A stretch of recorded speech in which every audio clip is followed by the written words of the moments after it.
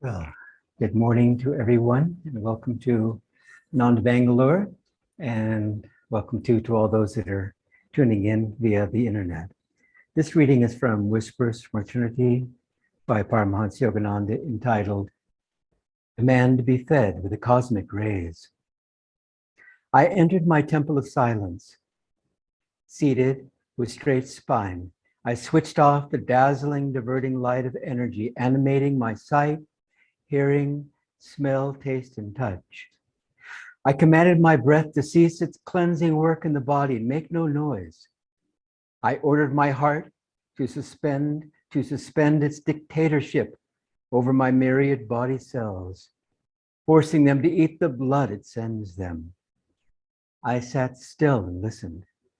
Then, Mother, I heard the soft approach of thy footsteps. Thou didst come, bearing an overflowing chalice of life-sustaining spiritual rays. Sustain me evermore, O Divine Mother, with thy rays of life-giving light. The heart, cells, brains, and thoughts of this body, thy body, not mine, will waste no longer with decay. Lo, they are now immortal with thy everlasting life. And from the path, the new path, My Life with Paramahansa Yogananda by Swami Triyananda. And this is drawn from the chapter, I Am Spirit. One day at 29 Palms, while Master was revising his Bhagavad Gita commentaries, he asked Dorothy Taylor to read sections of it to a group of monks who had just come from Mount Washington. During her reading, Miss Taylor came to a passage that described the state of oneness with God. Once the devotee attains this divine state, Master had said, he realizes that the ocean of spirit alone is real. God took on the appearance of this little ego and then, after some time, withdrew that wave into himself again. In effect, the dream child wakes up in cosmic consciousness to find himself God once more. However, Master went on to explain the enlightened being, after attaining that consciousness, never says, I am God, for he sees it was the vast ocean which became his little wave of ego. The wave, in other words, when referring to its little self, would never claim to be the ocean. At this juncture, Devi, who was present, cried excitedly, but sir, if you are one with that ocean, that means you're God. Why, I, Master said, say he is God. But still, sir, you are one with him, and he is the only reality. That means you too are God. But this body isn't God. You aren't identified with your body, sir. No one may, sir, no one may still say that you are God. Well, in that case, why do you say you? You too are that. In a discussion of this sort, it is less confusing if we say he. But what's the difference? The scriptures say, Master began, it's only your humility, sir, Devi broke in, that makes you distinguish between yourself and him. Well, how can there be humility when there is no consciousness of ego? Triumphantly, Devi cried, but if you have no ego left, that means you are God. Master laughingly continued the earlier statement, which Devi had interrupted. The scriptures say, he who knows Brahma becomes Brahma. There, cried Devi, you said it yourself. Master rejoined, still laughingly, I didn't say it. It's the scriptures that say so. Master, that is to say, would not identify those words with the human body that was speaking them. It was his overarching spirit that he saw himself, one with the infinite. But Devi was unable to make this mental leap from a pure expression of infinity to infinity itself. You quoted those scriptures, sir, he reminded Master relentlessly. That means you agree with them. Recognizing that the distinction was perhaps too subtle to be easily grasped, Master concluded, well, he who says he is God isn't God. And he added with a smile, he who says he isn't. And there the subject rested, amidst general laughter. When Swamiji was dismissed from Self-Realization Fellowship back in 1962. He was a man in his mid-30s. And it was so devastating that he wanted to die. And he was very, very close to Ananda Ma, who he visited regularly when he was here in India the first time between 1958 and 1962. And Ananda Ma said in so many words that Swami was like a rare honeybee that came to suck of the nectar of God's presence that was there. And they were very, very close. And what was Swami's dismay when he got a note from Ananda Ma passed through a disciple, knowing, as Ananda Ma did, of this tremendous seeming tragedy for Swami, she said, take it as the Guru's kripa, Guru's grace. Swami said that was one thing he could not accept because he couldn't quite understand how he could leave his Guru's organization and still serve the Guru. It just wasn't anything that he could grasp. And yet he didn't know what to do. And so really a few scant years later, it wasn't long, matter of fact, it might have even been less than a year, Divine Mother, who of course is all compassion and is always doing everything for the best, invited Swami to speak in nearby San Francisco. He was staying at his parents' house in Atherton at the time. And so this gentleman who ran an institution there in San Francisco, Haridas Chaudhry, was very keen, and actually he was very stubbornly asking Swami over some period of time to speak, and Swami was not in the mood for speaking. He just wanted to. He had always wanted to be a recluse. He thought, well, maybe this was his opportunity. He'd been severed from his Guru's organization. Perhaps now the call was to go to the Himalayas. And he thought maybe he had attended another lecture because that was the last thing he felt. He was in a state of deep, deep suffering, joy. And yet when he went inside, he had to admit to himself there was that undercurrent of joy. And it really was a great shock for him. And then Divine Mother played a second trick on him, if that wasn't enough to bring Swami out and save him from being a recluse. We wouldn't be here if that had been the case. That was a real crossroads for Swami at that point.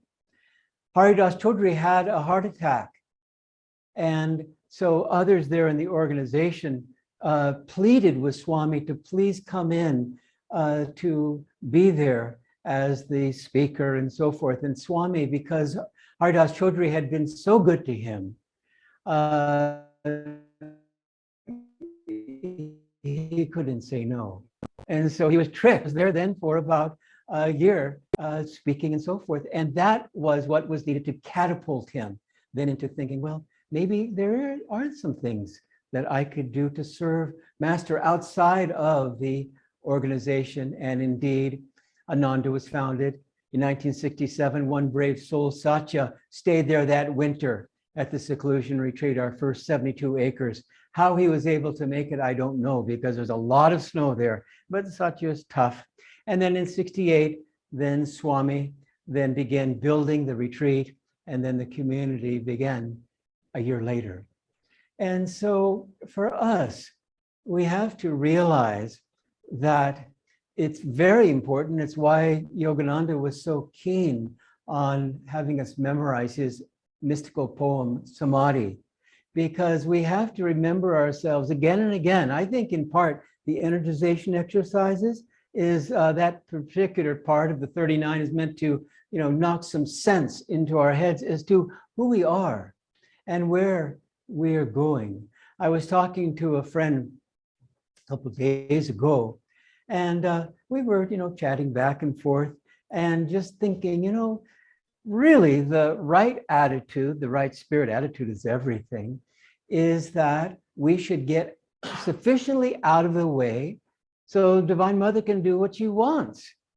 And sometimes it really takes us by surprise, because if we are in a period of testing, then all we think of is she is just overly enthusiastic to work out our karma. Why didn't you go spend some time working other people's karma out and, just, back off a little bit. We know that her intentions are pure, but at the same time, we're getting a little exhausted from her enthusiasm to, push us in that way, this way or that. And so sometimes in different periods of time, we tend to think that God is a little too harsh.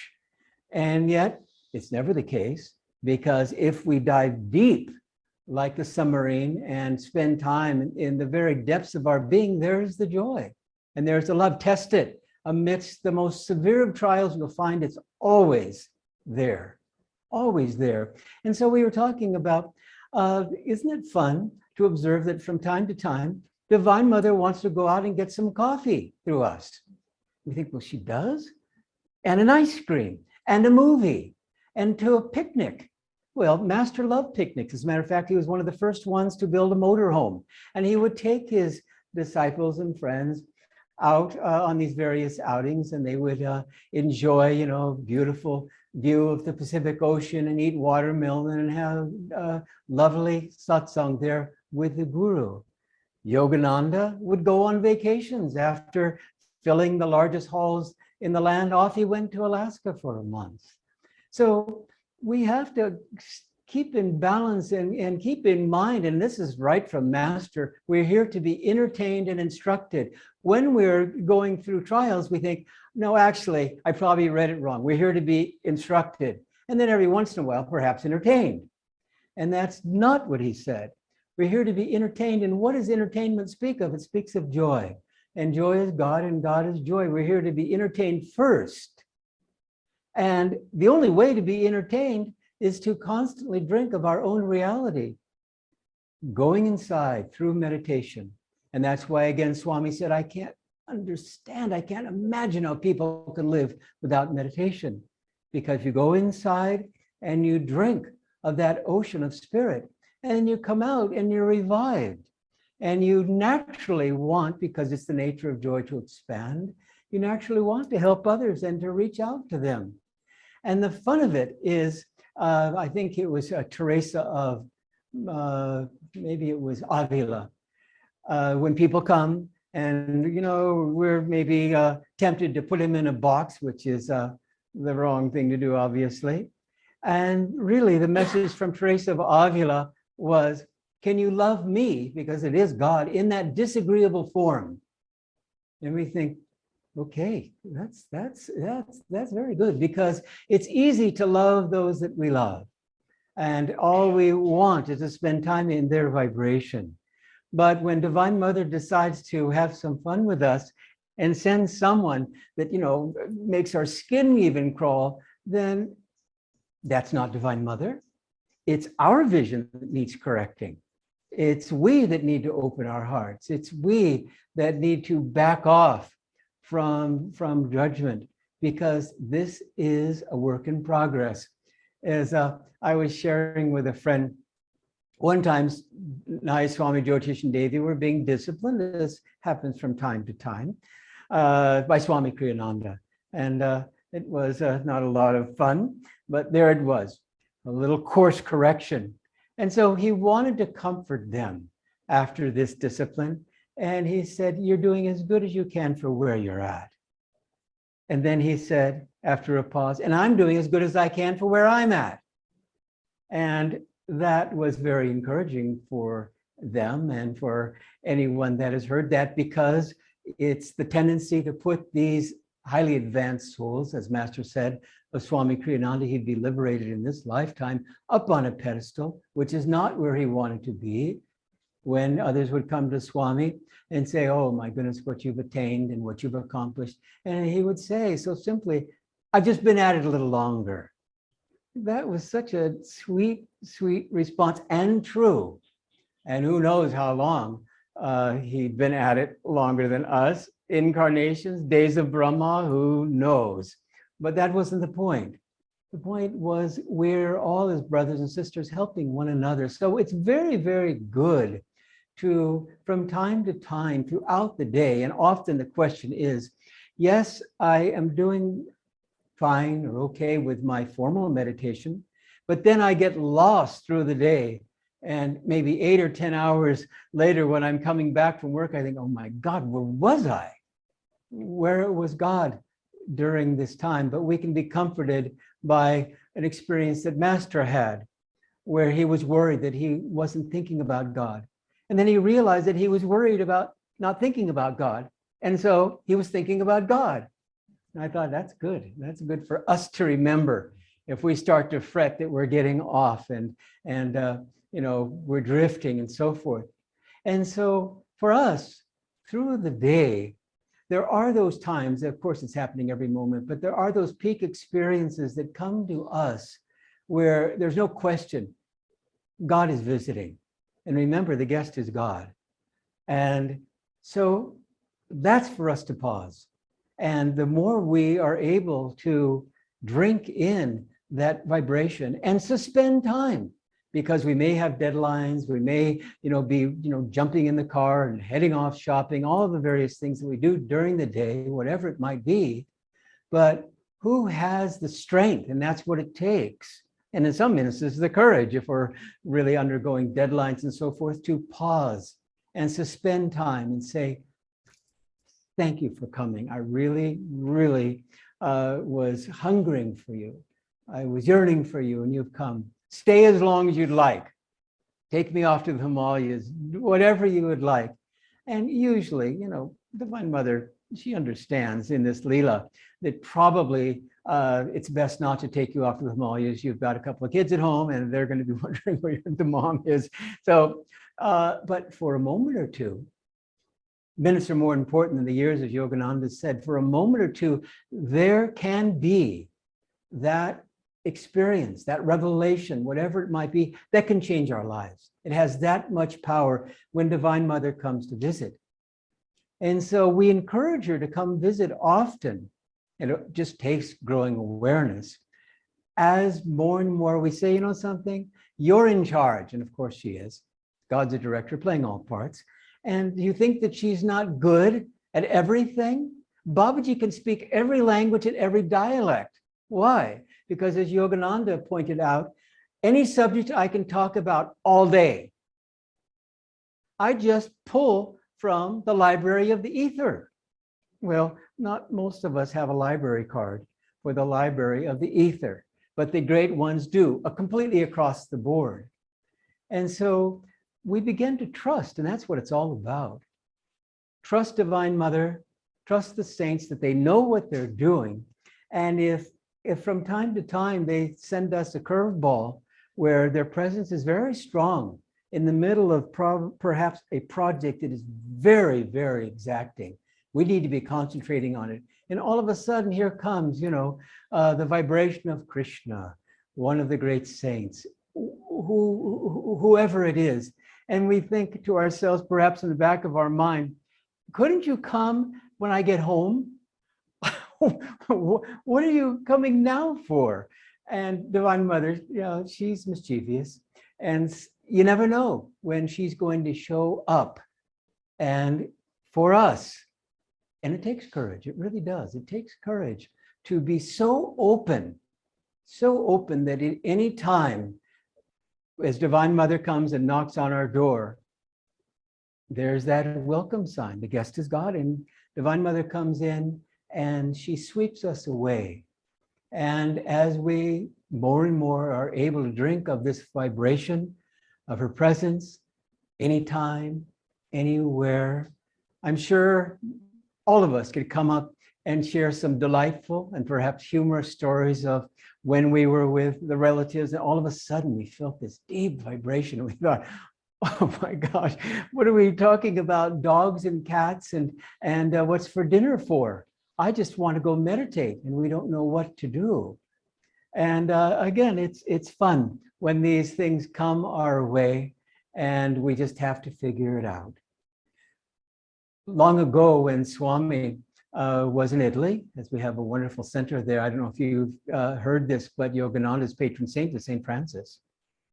And so we have a wonderful center there. There's such heart quality there. And he was invited with a friend to one of the Italian banquets. And these banquets last a long time. I don't know in a competition between Italy and India, which one would last the longest and how many courses, but it would be, I think, a close call. So anyway, this was, many, many courses, and he was sitting with a friend, and at one point he left. And he was gone for 35 minutes. Well, that's a long time to be gone from the table. Maybe you're gone for a few minutes, 35 minutes. And so naturally, his friend was wondering where he was. And so when he came back, he said, Swami, where were you? He said, well, I was meditating, because by the time I get back, I've had this huge meal. I'm not going to be able to. And so he got that call, as unusual as it was. Who knows what the host thought of when he was likely the chief guest, was there and was gone. Was he ill? Was he needing to take an urgent phone call? Did she ever know? I don't know that part of the story. But it certainly was a wake-up call for his friend who was sitting right beside him, that was the priority, God alone, God first. And so as we spend more and more time seeking God, we have to appreciate that God is always positive, and that God is the perfect resource. Every problem has its solution. And God is always there, not only by our side, but within us. And so we don't spend as much time grasping for things outside of ourselves as for solutions when we have the solution. And the more we rely on God, the more we begin to melt into this relationship. And really, perhaps you had an experience like this. This was for me, a bit of a shock. At the time, I was a monk, and we were living in simple conditions. That's an understatement. I was living in an American-style teepee, and from time to time, I wanted to go to town and go and have some ice cream and see a movie. Well, I decided I probably should ask if that's okay from within. And so I did, and I got neutral, dangerous. I thought, neutral, I can go with neutral. So I jumped in the car and I headed out. But neutral, knowing it was dangerous from past experience, I decided as I went from mile to mile, kilometer to kilometer, to check in. Is it still okay? I got neutral. Neutral, this is good, because neutral could go to yes. And I could have my ice cream in the movie with Divine Mother, because I'm not going to have any fun having popcorn without her. So here we go. So I'm right on the edge of town. It's 17 miles away, about a half an hour car's journey. And right then at the edge of town, it was, no, you can't go. I said, what are you talking about? I checked with you over and over and over and over again, and you could have said no. And I wouldn't have been very happy about it, but I would have heeded the call. Now I'm in the edge of town. It's right within my grasp. All of the things I've been thinking about. I've been serving you. I'm living in these, simple conditions and hauling the wood and all the rain and all the things. And we can't have a little fun? No. So I said, okay, I don't know if you want to go with me or not, but I'm going to have ice cream with or without you. And, sometimes we can get stubborn. I forget what her comment was. She probably was just thinking, whatever, that's why we have the recycling program of reincarnation with, these kinds of attitudes. I don't know what, I didn't care to ask. I had my ice cream and I, bit by bit, kind of grumbly went back and was there back in the monastery. But it was a very, very good lesson for me, because it drove home the very important point, which of course for disciples and for those with an inner life, we want to spend all our time with God, all our time with God. Just before you go to sleep, then be with God. You'll find that during the sleep state, then you are with God and you wake up in that state. If you go to bed exhausted, you wake up exhausted. That's the law. If you go to bed with Divine Mother with joy, you wake up in that state of joy. And so over time, then we're less resistant. And that's the word, less resistant. Remember, as Dr. Lewis said, as Master said to Dr. Lewis, his first disciple in America, Doctor, all I'm asking is that you don't avoid me. And Dr. Lewis said sometimes it was really hard, because there were things like Yogananda saying to Dr. Lewis, let's go meditate. And so they went to meditate. It was very cold. This was on the East Coast on some sharp rocks. And so there was Yogananda in Samadhi, and there was Dr. Lewis striving to, have a deep meditation. 5 hours passed. And Dr. Lewis kept on saying, if he can do it, I can do it. If he can do it, I can do it. It was very, very uncomfortable for him, but it was what was needed. He was there with the guru. And who knows the lessons that he learned from that experience? No doubt it sharpened his willpower and gave him added endurance and many other things, but primarily he was with the guru. And so Divine Mother, make no mistake about it, Divine Mother really wants us to be her 24/7 companion. And again, as we like to say, and shared with you perhaps numerous times, Divine Mother doesn't have that many employees. Everybody wants to do what they want to do, and they can ease their conscience very often by going to church on Sunday and saying, okay, I did it. I really wanted to play cricket, but my wife, my husband, the kids, whatever, and so forth. And so bit by bit, as we evolve, we begin to appreciate that really what it's all about is to be in communion, not just one day a week, but to be in communion all the time. And so as we're serving, we're being the true karma yogi. We're getting out of the way and feeling God flowing through us. I remember when I was first energizing, and I thought, what is this? Why don't we just do jumping jacks or run around the park, or, and they're kind of odd, with thumping the head and doing stomach exercises, any of you that are familiar with them, but they are excellent. And doctors have examined them and been amazed how fabulous they are for not only the body, but the mind and so forth. But very long ago, I discovered, as Swami had been talking about, that you're using the physical body as a means to tap into that subtle undercurrent. And what is that subtle undercurrent? That's spirit.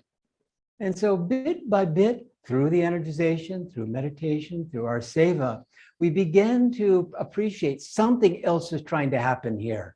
And indeed, that is the case. And what is trying to happen here? It's God. And God is thoroughly entertained through the saints because they just do what he wants because they've merged in him. How could they do any other? And so more and more we find, as we embrace being an instrument for Divine Mother, that we really don't want to do anything without her. And sometimes it seems kind of silly. Should I go shopping today? And we check in. And sometimes she says, no. You say, well, gee, I kind of want to go shopping today, but I'd better heed this and discipline myself. And then that leads to the next crossroads, which might be even bigger.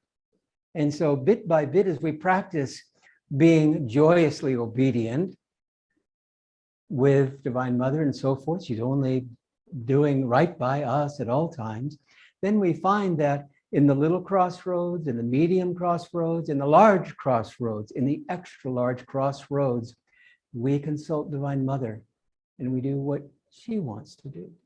So thy will be done, I think, across the globe, maybe has a bad taste in people's mouth because they don't get to do what I want to do.